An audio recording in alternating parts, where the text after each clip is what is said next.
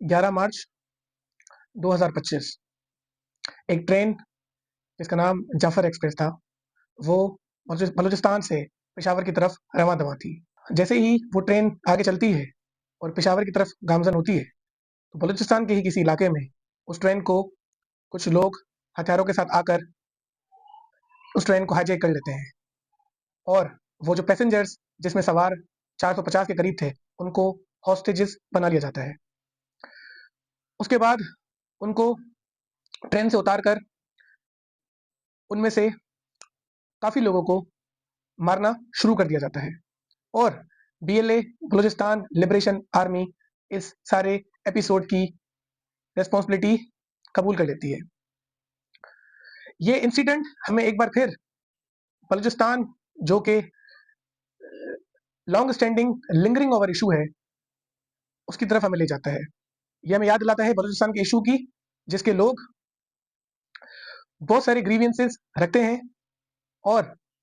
उनमें मेनली जो उनके ग्रीवियंसेस हैं वो ये हैं कि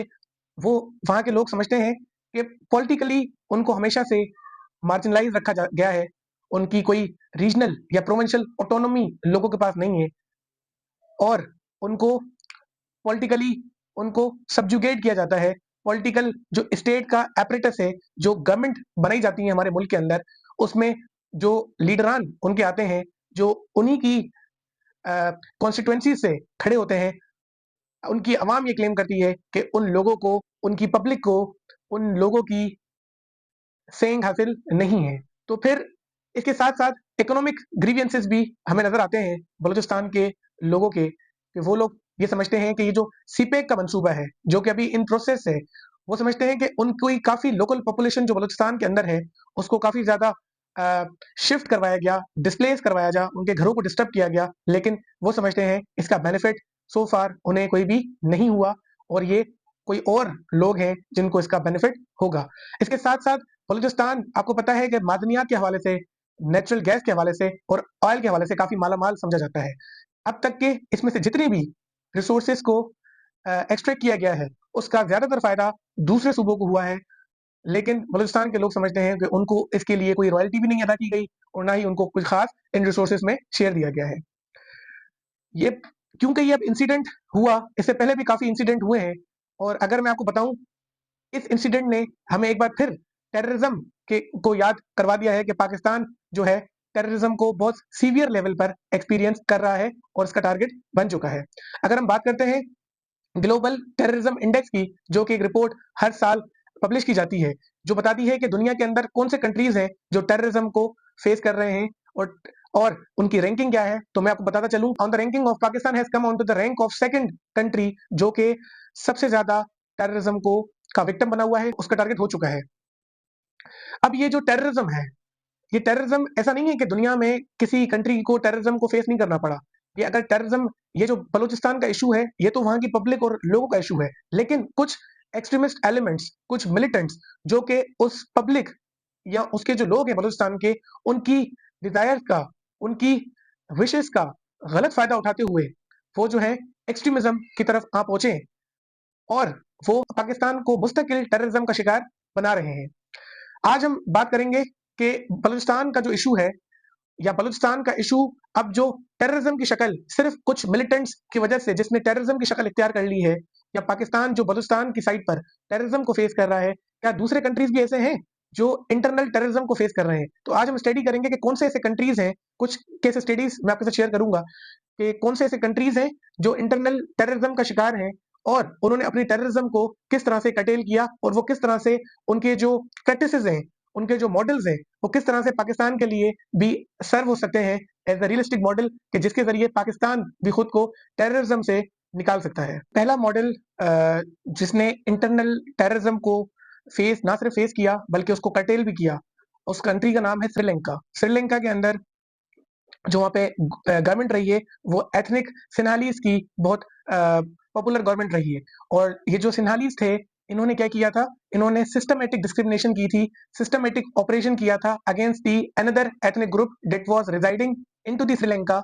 और ईस्टर्न और नॉर्दर्न एरियाज ऑफ श्रीलंका। तो इनका नाम था तामिल्स, और इन्होंने फिर एक मिलिटेंट ऑर्गेनाइजेशन की शक्ल में ये आगे बढ़ते हुए हमें नजर आते हैं, और जिस मिलिटेंट ऑर्गेनाइजेशन का नाम था LTTE, liberation tigers of Tamil Eelam. ये जो एथनिक ग्रुप था तमिल का, इनके कुछ रिजर्वेशंस थी, ये नेगोशिएशंस में भी गए सिन्हालीज के साथ और वहां की गवर्नमेंट के साथ, लेकिन जब इनके नेगोशिएशंस को, जब इनकी ग्रीवियंसेस को थ्रू द नेगोशिएशंस एड्रेस नहीं किया गया, तो फिर इन्होंने एक मिलिटेंट ऑर्गेनाइजेशन की शक्ल इख्तियार कर ली, और जिन्होंने फिर स्टेट की रेट को, सक्सेसिव गवर्नमेंट्स के मैकेनिज्म को चैलेंज करना शुरू कर दिया। इनके जो मेजर ग्रीवियंसेस थे वो ये थे कि ये कहते थे कि भाई हमारे यहाँ आप लोग हमारी कोई लैंग्वेज की, हमारी कोई कल्चर की, हमारी कोई हेरिटेज की कोई प्रोटेक्शन नहीं है। सेकेंडली ये कहते थे कि हमें कोई पॉलिटिकल रिप्रेजेंटेशन नहीं है हमारी श्रीलंका के अंदर। सिमिलरली ये कहते थे हमें श्रीलंका के अंदर कोई रीजनल ऑटोनमी नहीं है, जिन इलाकों में हमारी मेजोरिटी है वहां पे भी हमारी कोई रिप्रेजेंटेशन नहीं है, वहां भी हमें कोई ऑटोनमी हासिल नहीं है। इसी तरह से ये कहते थे कि हमें कोई गवर्नमेंट जॉब्स के अंदर, गवर्नमेंट सर्विसेज के अंदर कोई शेयर नहीं दिया जाता। इसके साथ साथ ना कोई हमें एजुकेशन में हमें जो है कोई प्रायोरिटी दी जाती है, और इसके साथ साथ किसी भी और एस्पेक्ट में हमारी कोई बात सुनी नहीं जाती। तो इसकी वजह से इन्होंने मुख्तलिफ किस्म के ग्रीवियंसेस की बुनियाद पर इनमें से कुछ लोग जो थे जिन्होंने एक्सट्रीमिज्म की शक्ल इख्तियार कर ली और एक मिलिटेंट ऑर्गेनाइजेशन LTTE को जन्म दिया। गवर्नमेंट ने, मैंने जैसे बताया कि क्योंकि गवर्नमेंट जो कि सिन्हालीज की थी वहां पर, उनके दरमियान और ये जो तमिल से इनके दरमियान लैक ऑफ ट्रस्ट था, इसकी वजह से कभी भी नेगोशिएशंस वहां कामयाब नहीं गए। तो इवेंचुअली गवर्नमेंट ने क्या किया, उनके खिलाफ एक ऑपरेशन जो है लॉन्च किया, और उस ऑपरेशन में इंटेलिजेंस टारगेटिंग करना शुरू की, इंटेलिजेंस सर्विलियंस शुरू की। इनमें से जो लोग स्टेट के साथ या वहां की गवर्नमेंट के साथ उसकी रिट को चैलेंज कर रहे थे, उनके साथ बहुत जो है स्ट्रॉन्ग वे में उनके सामने गवर्नमेंट और उसका जो इंस्टीट्यूशन है वो आगे आए और इनको मार गिराया, इनको शिकस्त दी। और इनमें से कुछ लोग जो कि मिलिटेंट्स नहीं थे, और बल्कि उन्होंने खुद को सरेंडर किया रियासत के आगे, गवर्नमेंट के इंस्टीट्यूशंस के आगे, उनको गवर्नमेंट ने उनके लिए रिहेबिलिटेशन प्रोग्राम्स लॉन्च किए, और उनको जो है दोबारा से सोसाइटी के अंदर रिकनसाइल होने का एक बार फिर मौका दिया। तो ये जो मॉडल था जिसको श्रीलंका ने प्रैक्टिस किया, कहीं तो उन्होंने बहुत रेगरेसली, बहुत स्ट्रॉन्ग वे में चैलेंज किया उस मिलिटेंट ऑर्गेनाइजेशन को और मिलिटेंट्स के ग्रुप को, और दूसरी तरफ जिन्होंने सरेंडर किया तो उनको उन्होंने रिकनसाइल होने का मौका दिया स्टेट के अंदर, उनको रिहेबिलिटेट किया, और इस चीज से ख्याल रखा कि कोई सिविलियन कैजुअलिटीज ना हो। और बहुत सक्सेसफुली 2009 के अंदर श्रीलंका ने खुद को इस तमिल की जो लिबरेशन ऑर्गेनाइजेशन है उससे खुद को निजात हासिल करवाई। तो ये भी एक मॉडल जो है as a catalyst, as a source serve किया जा सकता है पाकिस्तान की गवर्नमेंट को, कि वो इस मॉडल पर अमल करके खुद को बलूचिस्तान के प्रॉब्लम से बाहर निकाल सकती है। इसी तरह से सेकंड मॉडल जिसने इंटरनल टेररिज्म को फेस किया और उसको कर्टेल किया, उसमें हमें एग्जांपल मिलती है स्टेट ऑफ कोलंबिया की, जिसके अंदर एक लेफ्ट विंग गोरिल्ला फाइटर की एक मिलिटेंट ऑर्गेनाइजेशन बनी, और ये लेफ्ट विंग जो है इनकी आइडियोलॉजी थी, और इसका नाम था FARC, FARC, Fuerzas Armadas Revolucionarias de Colombia. ये जो लोग थे ये बेसिकली चाहते थे कैपिटलिस्ट सिस्टम जो था उसका खात्मा चाहते थे। ये लोग क्योंकि लेफ्ट विंग को फॉलो करने वाले थे, लेफ्ट विंग की आइडियोलॉजी को फॉलो करने वाले थे, तो ये चाहते थे कि कैपिटलिस्ट सिस्टम जो है उसको रिप्लेस किया जाए, और डायरेक्ट पार्टिसिपेशन पब्लिक की हो, और डायरेक्ट इलेक्शन में भी इन लोगों को, इनकी जो पार्टी थी, इनकी जो ऑर्गेनाइजेशन थी, उसको हिस्सा लेने की इजाजत दी जाए। इसके साथ साथ ये लोग चाहते थे कि ये जो सोशल और इकोनॉमिक ये जो इनइक्वालिटीज हैं स्टेट के अंदर, उनको खत्म होना चाहिए, और free labour rights, education, health care सबके लिए होनी चाहिए। क्योंकि ये ऑर्गेनाइजेशन जो मिलिटेंट ऑर्गेनाइजेशन थी, ये फर्दर चाहती थी कि लैंड रिफॉर्म्स और लैंड रिडिस्ट्रीब्यूशन होनी चाहिए। ये इस चीज को नेगेट करते थे कि ये जो कुछ स्मॉल नंबर ऑफ एलीट्स हैं, उनके हाथ में बहुत हैवी किस्म की, बहुत ज्यादा क्वांटिटी में लैंड्स रखते हैं ये लोग। इन लोगों की लैंड्स की जो एक्यूमुलेशन थी उसके ये लोग खिलाफ थे। ये चाहते थे कि पीजेंट्स जो है उनको लैंड्स मिलनी चाहिए, और वो जो है और ये मूवमेंट जो थी इनकी वो भी पीजेंट बेस्ड मूवमेंट थी। फर्दर जब गवर्नमेंट ने कोलंबिया की इनके साथ मुज़ाकरात करना शुरू किए, पीस प्रोसेस में गवर्नमेंट जब इनके साथ इन्वॉल्व हुई, तो उन्होंने ये गवर्नमेंट के सामने कंडीशन रखी कि ये जो रिबेल्स हैं, जिन्होंने जो फ्रीडम फाइटर्स हैं, इनको भी आप रीइंटीग्रेट करेंगे, जो आपके आगे सरेंडर करेंगे, जो आपकी बात को मानेंगे, उनको क्या करेंगे आप सोसाइटी के अंदर रीइंटीग्रेट करेंगे, उनको आप जॉब भी देंगे, उनको सोसाइटी की मेन स्ट्रीम में शामिल भी करेंगे, और उनके, और ये भी पीस प्रोसेस का हिस्सा बनेगा कि इन लोगों को आप जनरल एमनेस्टी देंगे। तो नतीजतन हुआ ये, क्योंकि स्टेट की रिट को ये लोग चैलेंज कर रहे थे, तो नतीजतन हुआ ये कि रियासत ने इनके खिलाफ रिप्रेशन करना शुरू किया, इनकी मूवमेंट को सप्रेस किया, क्योंकि ये स्टेट की रिट को चैलेंज कर रहे थे। पीसफुल नेगोशिएशंस काफी बार हुए इनके दरमियान, लेकिन क्योंकि इनकी जो आइडियोलॉजीज थी, ये पूरे सिस्टम को रिपेयर नहीं करना चाह रहे थे, बल्कि पूरे सिस्टम को ओवरहॉल चेंजेस चाहते थे सिस्टम के अंदर, जिसकी वजह से स्टेट ने इनके खिलाफ जो है ऑपरेशंस करना शुरू किए और इनको शिकस्त दी। क्योंकि लेफ्टिस्ट विंग के फॉलोअर्स थे ये लोग, और कंप्लीट कैपिटलिस्ट सिस्टम का खात्मा चाहते थे, और जो लेफ्टिस्ट इनकी जो आइडियोलॉजी थी, और ये सोशलिस्ट और कम्युनिस्ट ये जो पॉलिटिकल पार्टी थी, इसके लिए वहां की सोसाइटी में कोई स्पेस मौजूद नहीं थी। तो रियासत ने फिर इनको कर्टेल किया, और 2016 में हम देखते हैं कि कोलंबिया ने भी इस फार्स मिलिटेंट ऑर्गेनाइजेशन, जो कि इनिशियली एक मूवमेंट थी, उसको बिल्कुल नज़्म नाबूद किया, और वो खत्म हो गई। अब ये सवाल उभरता है हमारे जहनों में कि क्यों ये आर्म्ड स्ट्रगल की तरफ आए, क्यों उन्होंने वहां की जो गवर्नमेंट थी उसके खिलाफ हथियार उठाए। जाहिर सी बात है, जब इनके जो मामलात थे वो नेगोशिएशन से हल नहीं हो रहे थे, तो इनमें कुछ एक्सट्रीमिस्ट मिलिटेंट लोग पाए जाते थे, ये जो फार्स के नाम पे आगे बढ़ रहे थे। इन्होंने वहां की गवर्नमेंट के साथ जो है वो डायरेक्ट फाइट में आना शुरू हुए, और ये तो कैपिटलिज्म का कंप्लीट खात्मा चाहते थे। ये चाहते थे कि कैपिटलिज्म को सोशलिस्ट या कम्युनिस्ट सिस्टम के साथ रिप्लेस किया जाए। तो स्टेट ने हाइब्रिड मॉडल को अडॉप्ट करते हुए, क्योंकि लेफ्टिस्ट आइडियोलॉजी को कंप्लीटली रिप्लेस नहीं किया जा सकता इस जदीद दौर में कैपिटलिज्म के सिस्टम से, और तो जिसकी वजह से क्या हुआ कि स्टेट ने हाइब्रिड मॉडल को अडॉप्ट करते हुए कहीं पे जो है इनकी पॉलिटिकल जो